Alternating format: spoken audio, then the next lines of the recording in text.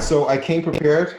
I have my caffeine pills so I don't fall asleep. Can't have that happening. And much like Nancy's mother, you got to have a little bit of alcohol in there just in case these fears get a little too frightful.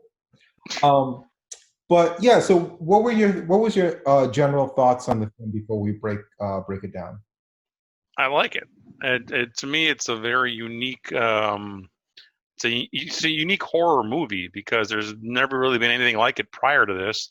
Obviously, it's been done over and over again since then by the same people. But yeah, I thought it was a unique entry in the horror genre. hmm It's kind of interesting because prior to this, Wes Craven was kind of in horror, but he was also kind of like in this grindhouse exploitation field as well, with like Last House on the Left and The Hills Have Eyes. They could be considered Right. horror, but they can also be considered that late 70s grindhouse exploitation type stuff. Yeah, those movies had a touch of potential realism to them. This one obviously does not. This is more Yeah. supernatural. Yeah, and speaking of that, we did do Last House on the Left. I'd be remiss not to mention that. And that did have the whole based on a true story type thing that we've known. And I'm very much a cynic. I don't believe it. You're kind of cynical too, but you're kind of more open-minded than I am. Uh, I think he kind of kept that going somewhat with this because he put a lot of stories out there like, hey, this stuff is based on real. He didn't say like what we're seeing is based on real events, but the whole dream thing he was trying to put out there that it was like real. That the Well, died in their dreams and it was unexplained how they died. the whole backstory could potentially be real too. That's believable Mhm. to a degree. Um, but yeah, the whole concept of somebody attacking you while you sleep in your dreams, and then whatever happens in your dreams happens to your body in real life. That's that can't happen. Yeah, I think this was his last attempt at that. Maybe like he kind of faded from like this actually happened to like, hey, something that this kind of could happen. It was sort of based on maybe could be real type thing. Um, but yeah, I thought that was interesting. Also, he also directed The Shocker, I believe, as well, which Yeah, I is kind of actually an extension on this. yeah, I never actually saw that one. I remember that one vividly from the video stores, but never actually watched it. Mhm. I think that was the guy who got electrocuted, right? And then he came back or something.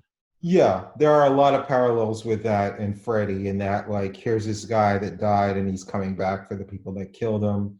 While Freddy gets you in your dreams, I think the Shocker gets you through like TV or cable TV. So it's kind of a somewhat similar premise where he's trying to just deviate from it somewhat and try to capitalize. Didn't quite work because not many people are familiar with the Shocker like they are with Freddy. So. You know, didn't he also do the People Under the Stairs around 1991 or so? Was that Wes Craven? He might have. I know he has like a he's one of those filmmakers that made a lot more films than you think they did. So he might have. And he also like has his name as producer and a lot of stuff because of these characters that he still has. But he might have, I'm not sure. So um but Yeah, yeah, I just reviewed that on my channel about a month ago. you should know that. You Yeah, he should did. okay. Yeah, I was gonna say, and that one to piggyback on what we were talking about. That also, it sounds like you haven't seen that movie, but that one No. again is a horror movie, but it could potentially be real. You know, Mhm, the events it could kind of be a true story. It's not, but mhm.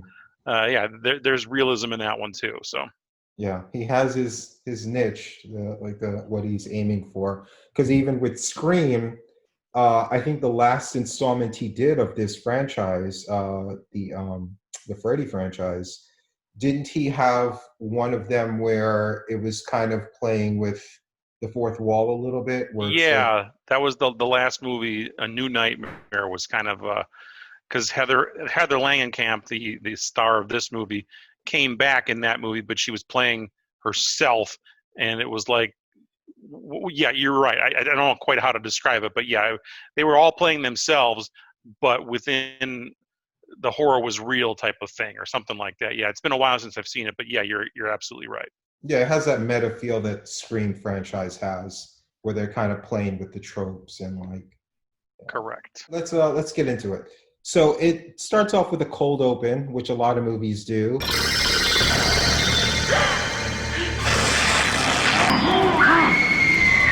Last movie we did, Get Out, also had a cold open with a side character to kind of establish what's going on with Tina, and we see her in a boiler room, which is going to be a common theme in the movie. Kind of set up the film a little bit because you didn't know what you're going to do, what's going to happen in the movie, and obviously she didn't die right then and there. So, and then we get into the iconic song.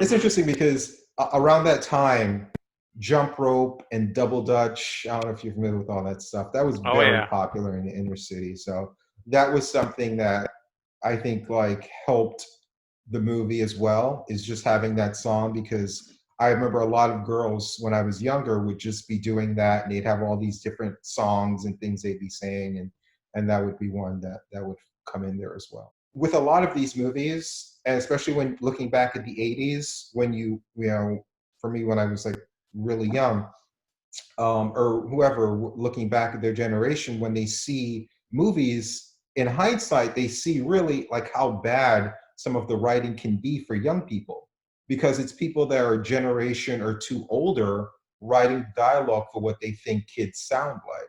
But I thought the dialogue worked pretty well. The sexual innuendos, the back and forth. I thought these actually felt like four friends, and you don't always get that feel, especially in the 80s, where you would have these gangs that had like a white guy, a black guy, a Chinese guy, and they'd say all these like very, you know, unrealistic type interaction and dialogue, very banal, you know. So I thought this just worked pretty well. Yeah, I agree with you there. I don't think there was anything that stood out as cringeworthy at this point, because to me it still stood up. I could see kids today talking the same way. Maybe some of the fashions aren't quite the same, but or the hairstyles. But yeah, the banter back and forth seemed realistic to me, and that was an era that I grew up in, and those kids were probably a few years older than I was at the time, or at least they were portraying people who were a few years older than I was at the time, and to me that they just fit right in. I had a hard on this morning when I woke up, Tina. Had your name written all over it. There's 4 letters in my name, Rod. How could there be room on your joint for 4 letters? Yeah, then from there they have a sleepover, some comedy in there. I thought the comedy worked fine. Sometimes the comedy can be kind of cringeworthy when these movies are trying to be funny, but I thought the jokes worked pretty fine. Right, I'll call the police. Right, I'll call the police. No, just some neighbors having a fight, I guess. I'm fine. I'll call you in the morning. And then we have the greaseball comes in. He cracks a joke about, well, hey, what's going on here, an orgy? And honestly, that's kind of what I felt, because you have these two attractive girls and Johnny Depp, handsome guy, and they're having this sleepover, and they're all, you know, portraying these teenagers. That's the first thing that popped in my mind. Like, what are they planning tonight, you know? But then the greaseball comes in, makes his little joke, and it kind of gets a little bit creepy, because the Tina character, the one we followed initially with the first scene, who at this point feels like the main character, she kind of says like, hey, like, don't leave me alone with him. Hey, you guys are gonna hang around, right? I mean, don't leave me alone with this lunatic. Please, Nancy. And it had kind of like a rapey vibe to it. It just kind of felt uncomfortable. But then she had sex with him willingly, so I was like, oh, thank God, the movie's not going there. I knew there was something about you I liked. You feel better now, right? Jungle Man fixed Jane. Johnny Depp looked like a baby in this movie. This was the first thing he ever did, literally the first role he ever did. He looked so young. Yeah. I thought it was interesting. Hey, what did you think about the alpha male character? Because he literally comes in, and like, Tina's hysterical. She thinks she's gonna die. She's having all these nightmares, and he literally comes in like an alpha male and saves the day with his penis. Because like, he just comes in there, bangs her, and she's like, everything is right with the world now. She's suddenly so happy. Well, I thought he was a meatball. I mean, I knew people like that back then, so I never cared for people like that either. But you know what? And then she just totally gave into it. So yeah. Power to him, I guess. It worked for him. Thank God she didn't, because I didn't want the movie to go in a direction where she didn't, because I know it'd be very uncomfortable. At this point, she's kind of asking for trouble because she goes outside literally in just a shirt into an alley and gets chased by a creepy guy. This would happen to her in the dream world or in the real world. You're an attractive young girl, half naked, walking in like this dirty alley. I thought the effects were pretty good here. You had the long arm stuff. There was a pretty cool cut where she ran past him. Then he jumped out from behind a tree. Yeah, I like that too. It had been a while since I've seen this movie, and the one thing that got me a little bit was the outstretched arms. I thought it was kind of cool, but to me it looked a little stiff. I don't know, almost like a scarecrow or something, but it was still unique, and I liked it. So. Yeah, I liked it for its uniqueness, like you, but it wasn't very realistic. Obviously, they're working on a micro budget, and scenes like that you can tell, but you're more forgiving knowing that it's a low budget movie. That when people do have flaws with stuff like that when they're doing practical stuff. But yeah, it didn't look very realistic, the arms. But I thought that stuff was cool, and her death scene was pretty cool, where they're melding the real world and the dream world, where she's like crawling on the walls and all that type of Yeah, I thought that was really cool. The first slice that cut open was it her stomach or her back? I'm not sure, but I thought that was really cool. I liked it. The culmination of that, obviously, now everyone thinks the meathead boyfriend is the one that killed her. Then from there, we hear the newscast of Tina being killed. And this kind of puts everything into a different perspective now, because during that love scene, I was like, man, it would be nice to see a little bit of flesh there, maybe some tits or something. But then you find out her character is supposed to be 15 years old. And I was like, whoa. That kind of like, everything kind of like comes into a new perspective. Now, I don't know if you looked online for what their real ages were at this point. Did you? Do you know? Well, I know that Heather Langenkamp was 20, and I believe Johnny Depp was also 22 or something like that.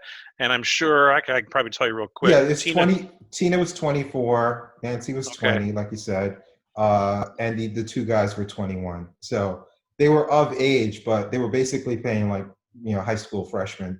So, which again was very typical of the time. Horror movies, I'm surprised they didn't show more flesh, to be honest with you. Yeah. I'm kind of glad they didn't, knowing that she was playing a 15-year-old, but obviously in her mid-20s, like that shouldn't be a big deal. Right. For me, like that stuff got really jarring for me. I think it was Melrose Place, Beverly Hills 90210. That was a show as a kid where it's like, okay, come on. Like, how old are these actors going to be still playing teenagers? I think for that show, they were like in their 30s, like still playing like teenagers. Yeah, the girl who played Andrea, I think was like 34 or 35 when the show started. So. Yeah, it was ridiculous. Like as a kid, I didn't really notice the age thing. I probably even couldn't tell you what age they were supposed to be playing when I first saw this movie. But it was only till I got a little bit older that I started to think like, hey, these people don't look like they're my age.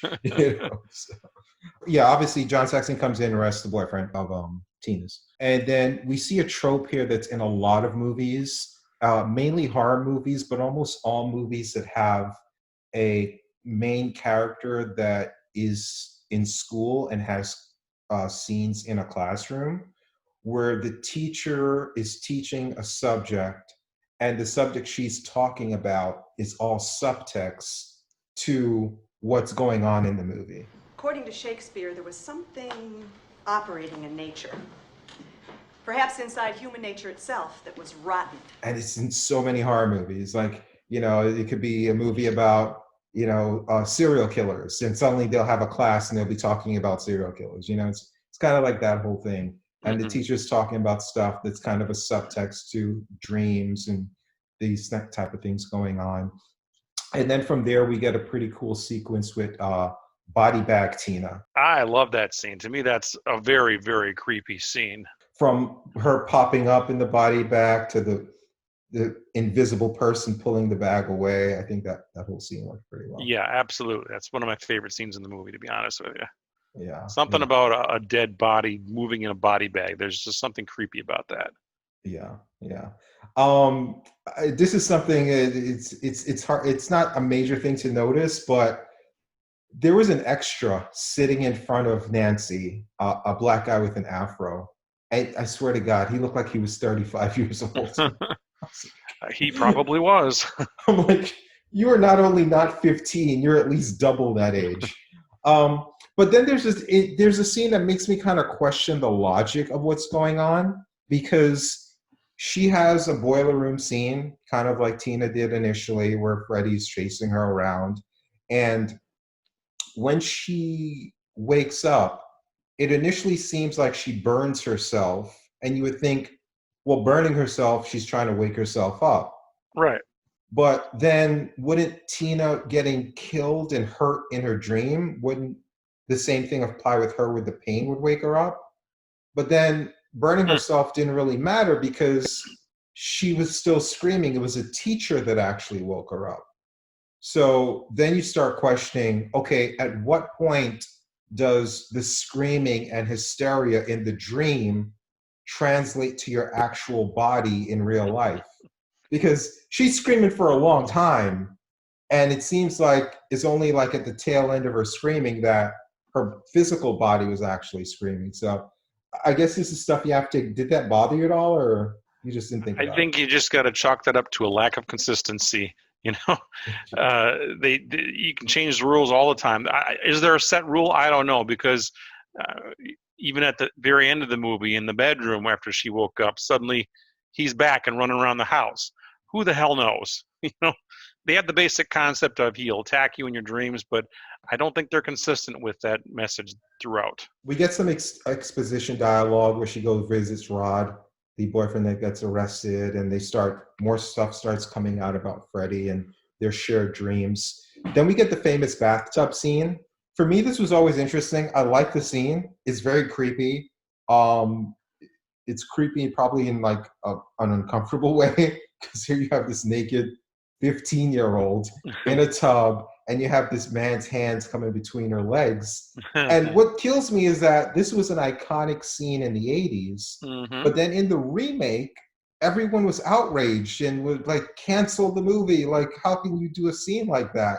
I'm like, it's the exact same scene. They didn't change anything, but the reaction of it was iconic in the 80s and cancel it in like 2010 or whenever that remake was. I wasn't aware of that outrage, to be honest with you, but in this day and age, I can certainly see that being the case. I roll my eyes at that stuff. I don't get it. I don't get the outrage, but Yeah. I'm more laid back, I guess. I don't know. Yeah. From there, it's a pretty cool scene where she starts drowning in the tub. Like, he literally pulls her down, and you know, she's almost in like the ocean or whatever. It's a pretty cool scene there. And then they have a scene where it's just for the audience, where they're trying to spell it out for the people who are the slow people in the audience who don't get it. It gets you in your dreams. And that's when she pulls out the stay awake pills, which inspired me to pull out my caffeine pills. She looks at herself in the mirror and she's like, God, I look 20 years old. I'm like, no, you're 24. Yep. I thought that was pretty funny. Then Johnny Depp comes over, and he's basically there. She's like, hey, stay awake. Don't let me fall asleep. If I fall asleep, let me know, okay? And he's like, sure. And I thought this was the funniest scene in the movie. She's walking down the street, clearly in her dream, and then she turns back and said, you sure you're not going to let me fall asleep? He's like, yeah, I'm not going to let you fall asleep. And clearly she's in her dream, and he's there telling her that. So, although I think his character may have like narcolepsy, because half the scenes he's in, he's either sleeping or falling asleep in the movie. Now you can't mess up. A lot might depend on this. I won't screw up. Are you still watching? Yeah, so? I'm just checking. But a pretty cool scene where he's chasing her around. Some more pretty cool special effects. Another visit from Body Bag Tina, where like things are crawling out of her mouth and out of her body bag. We get the melting stairs, Freddy jumping through the mirror. I'm sure you've seen the other Freddy movies that have come after this, and in this movie, he wasn't quite as comedic as he eventually becomes, even starting with part 2. This was more of a horror Freddy with just a couple little hints of what's to come. But yeah, his personality doesn't come out as much in his first one. I think it's kind of like when we saw Frankenstein, where it's like your memory of the character is kind of clouded by what it developed into and not what it started as. I think that's with Freddy too. It's like he wasn't always initially like cracking jokes every 5 seconds. right, he didn't actually have a ton of dialogue in this movie. No. We get more of the wacky dream logic in that she's screaming and screaming, and then she's in physical pain. But the thing that wakes her up is the alarm, not her own like trauma. And Johnny Depp is there, and she's hysterical and screaming, but he's out like a light, and the alarm wakes him up too. It's like, why is the alarm like the trigger as opposed to like all of the screaming going on in the house? So more of the wacky kind of like logic. Like you said, it's a lack of consistency, but whatever.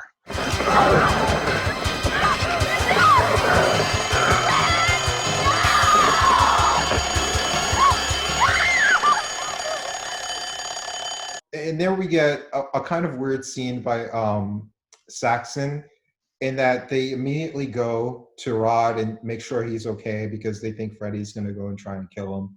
And then they get there just too late and he's dead. And here we get Father of the Year, Saxton. Not only is he the police lieutenant, he's her father. She's hysterical. This guy's one of her close friends. So what does he do when he dies? He takes him up and puts her in his daughter's lap. And she's there screaming with her dead friend in her lap. It's like, I don't know what to say. I just thought it was hilarious. I'm like, come on, man. You, as a cop, you know better. As a dad, you know better. It's like, here's your dead friend. You know, have fun. Yeah. Then we have a funeral scene with some exposition going on. Then they go to an institute for sleep disorders.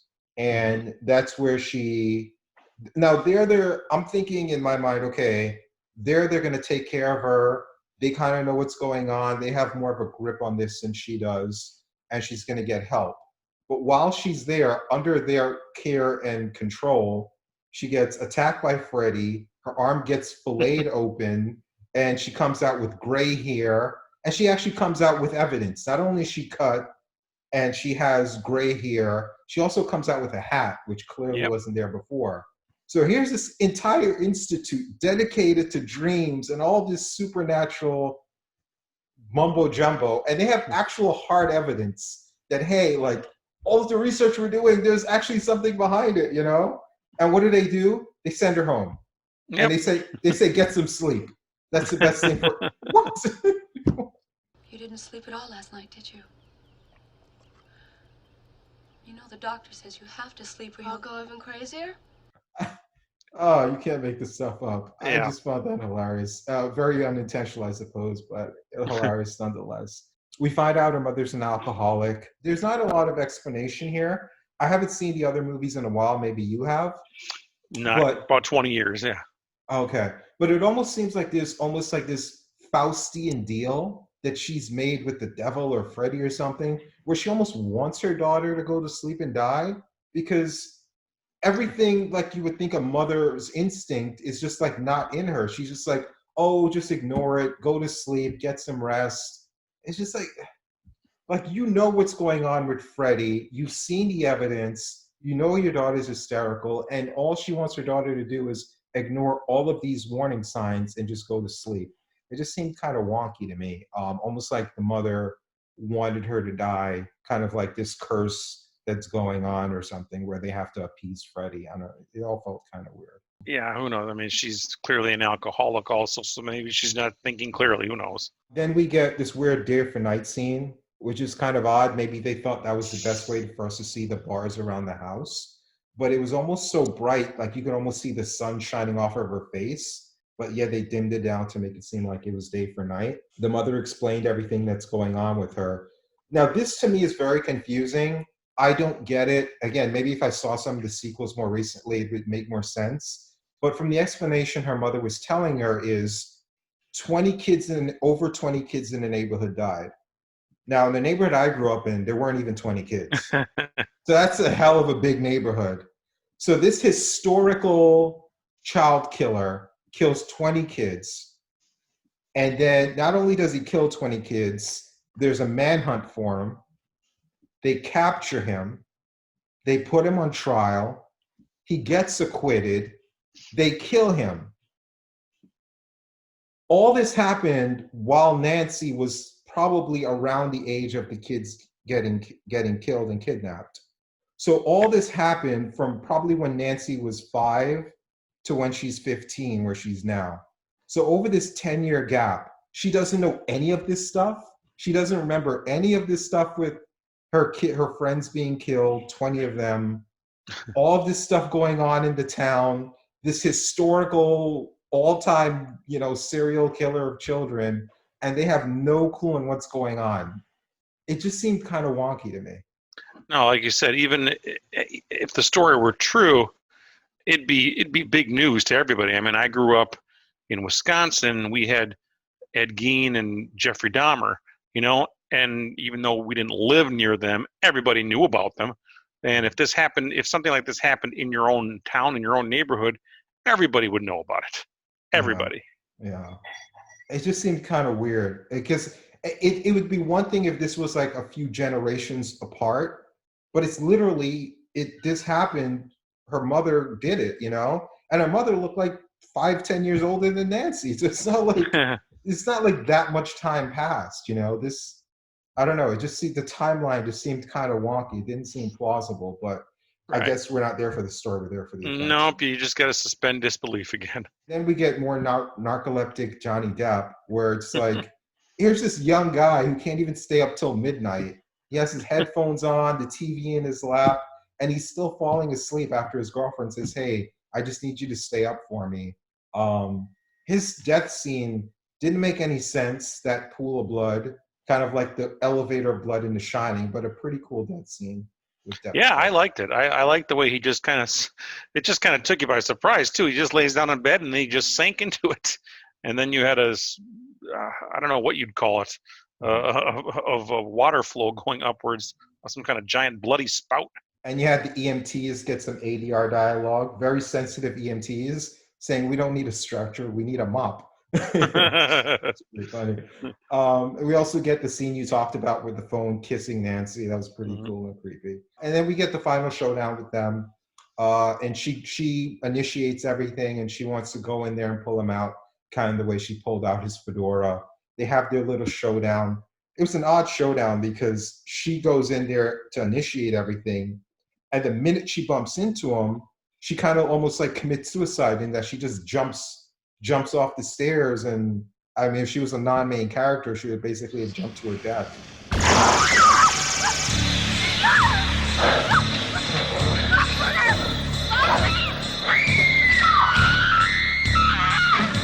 And this was the only kind of weird part in that the effects were really good up until here, but you can see the stunt person that played Nancy, when they do the jump, you could see the crash pad, the crash pad that's full of air. You could see it pop up when she hits it, and it goes like above the grass in the ground. It looked really, I don't know, maybe they couldn't do another take, but it just didn't really come off right.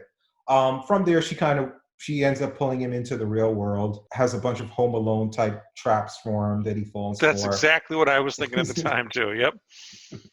Yeah, which again, this movie came first, so Home Alone stole from Elm Street.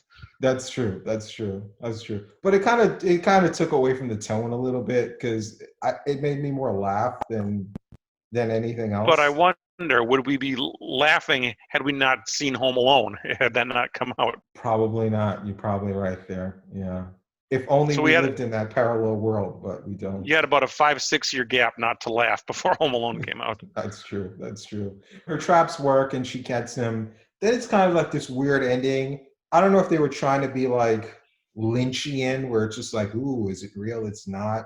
It just kind of came off more like they didn't know how to end it, where it's kind of like, okay, everything was all a dream. And Freddy goes to attack her, and she's like, I don't believe in you. You're just nightmares. If I don't believe in you, you're not real. and then he's not real. And then she has this happy ending where they're all dressed in white and the sun is shining. So it's like, okay, it was all a dream. But then the car flips over and it has Freddy's colors on it. So you're thinking, okay, then like Freddy's really gonna kill them. And the way the mother was smiling as she was screaming, you think, okay, like Freddy took the mother's form. But then the mother gets killed, which doesn't make sense because if the mother wasn't Freddy, she would have been concerned about her daughter. And it's like this really fake dummy that goes through the door. It's kind of a wonky ending, but what did you think of the end? And I guess your overall I thought it was strange. I don't know what to make of it because it leaves you hanging, and that's my biggest complaint about the Elm Street series in general. Overall I did like the first movie, and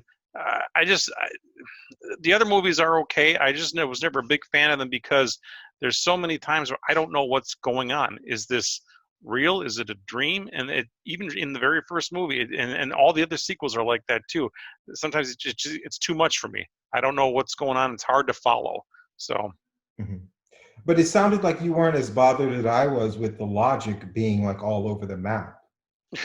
It's one of those things where, again, they have these rules. I think the uniqueness of this is the fact that somebody's attacking you while you sleep in your dreams. That to me is a cool premise, but like I said, they didn't quite set all the rules in place. But I think they can get away with it because people like the original rule of somebody attacking in your dreams, so you can kind of gloss over some of the other things. And yeah, it's not perfectly sound, put it that way. Yeah. I mean, I like the movie from an entertainment standpoint. I found it very entertaining, but I just like, hey, make whatever rules you want, but just follow them. You know, just decide anything. It's your movie. I don't care however ridiculous the rules are, but just like follow some rules. It just seemed kind of wonky. Because even when she pulled him into the real world, you would think, okay, then he should be like Dracula because he existed in the real world and he died in the real world. So shouldn't he just like turn into bones the minute he comes back or something? Or? The rules aren't sound. Yeah. But yeah, I guess this kind of sounds like maybe I liked it a little bit more than you, but we both kind of give it slight thumbs up, maybe. Yeah, I would definitely give it a thumbs up. But yeah, I do like it. And again, like some of the other movies we've done, it's extremely nostalgic for me because I was the perfect age when these movies started to come out, and everybody was obsessed with them. So. But in looking back at them, I do like it. I love the premise, but you know, when you look at it with a magnifying glass, you see there's a lot of holes. Yeah. So where would you put this in terms of the 80s monsters? We'll leave Chucky out of it because he was very late 80s. So I guess with Jason, Michael Myers, and Freddy, like where's your My hierarchy would be Jason, Michael, Freddy. You know, Jason is he's just in your face. You know what you're gonna get. There's no unwritten rules there that are broken. It's just that he is what he is. Pretty much the same with Michael too. But this one, there's just it's hard to follow for me sometimes. I do like Freddy, but I'm not obsessed with him like some people are.